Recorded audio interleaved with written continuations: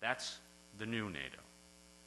And that was a NATO that was born, as I said, in Lisbon, which was truly a transformative summit for a transformative organization.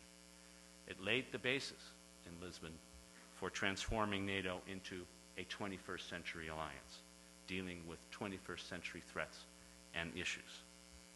It did so by adopting a new strategic concept. And unlike most documents that bureaucracies put together, this one was clear, it was concise, it was short, and by the way, it was readable. You can read it in about 10 minutes. And it was a clear statement of what NATO's purposes and NATO's goals are about. I sum it up in what I think are the 4 C's. NATO is a community of values, committed to collective defense, cooperative security, and uses common capabilities and structures in order to do that.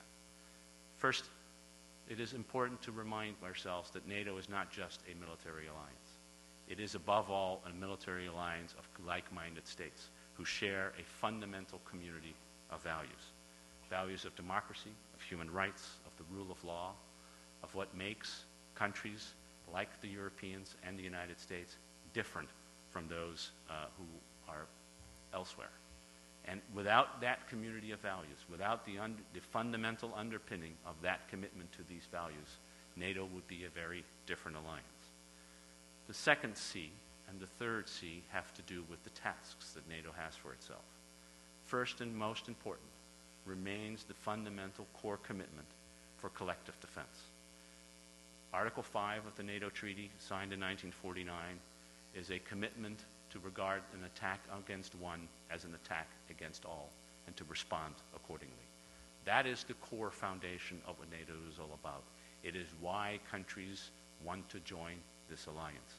They want to enjoy the benefit of collective defense that the original founding members of NATO have had for a long time. This challenge is not just about making sure that you have collective defense of territory against armies coming across borders, but it is as relevant in the 21st century when the threats are different. They come on top of ballistic missiles, perhaps armed with nuclear or chemical or biological weapons. They can come through cyberspace as new networks are taken down by countries who wish one ill. They can come through terrorism. And indeed, the first and only time in the history of this alliance that Article 5 was invoked was not, as many had believed, when the Soviet Union or some other country invaded Eastern Europe, but it was when terrorists took airplanes and turned jetliners into weapons of mass destruction on September 11, 2001. The next day, the very next day, NATO invoked Article 5 as in recognition that that attack against the United States was the kind of thing that represented an attack against all. Collective defense, therefore, remains, even in today's world, a fundamental core principle. But NATO is today more than a collective defense organization. It is also a cooperative security organization, the third C.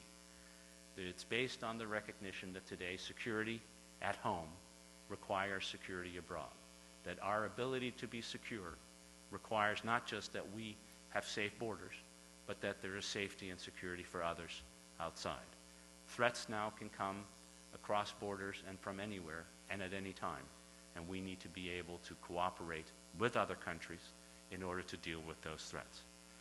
So we are working within NATO to establish the procedures for crisis management to make sure that we can deal with issues and threats before they become too great to our security.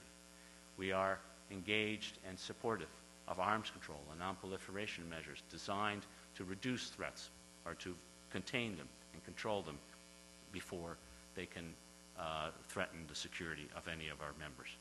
And we have recognized that even 28 strong countries from the United States, Canada, and Europe, that those countries alone, together with the countries of Europe, can't deal with all the threats around the world, that we need NATO to work together with other countries. Just as the United States has recognized that it can't resolve all problems by itself, so NATO has recognized that it needs partners around the world I mentioned the 22 partners in Afghanistan, the 19 partners that are dealing together with NATO on counter-piracy. But even in Europe, even in Kosovo, we have 8 countries that are not NATO members, including Morocco. Think about it. Morocco, that is providing troops to ensure that there is security in Kosovo. And of course, in our Libya operation, it wasn't just the NATO members that dedicated themselves to the operation, but it were 4 Arab countries, including one North African country, Morocco again, that was a central part, a legitimizing part of the operation. So NATO has now become a forum for bringing together not just the 28 member states, but other countries in an effort to create and enhance cooperative security. Finally, what makes NATO unique and different are the common structures, the 4th C of the new NATO. It has an integrated command structure, an ability to turn from the decision to act into action in a matter of hours, or at least in days. In Libya, it took 10 days for NATO to decide that it would act militarily in order to protect the civilians there after the UN Security Council passed its resolution. And within 4 days after that, NATO had taken complete command and control of the military operation because it had an integrated command structure consisting of some 10,000 officers from different NATO countries that was able to act quickly and swiftly when the time was necessary. Not only is there an integrated command structure, NATO also has capabilities that we have in common. Airborne early warning systems, AWACS aircraft, are owned and operated by NATO. We have an integrated air defense system. We have pipelines that allow oil and lubricants to be moved from one part of Europe to other parts of Europe so that you have the fuel necessary for military operations. We have forces that are training together and are interoperable, where we know that the radios, when they talk to each other, we can listen to each other. We make sure that the fuel nozzles of refueling planes fit whatever aircraft is within the structure of our armed forces, to make sure that 28 nations can operate together, and increasingly not only 28 nations, but the partner nations that work together.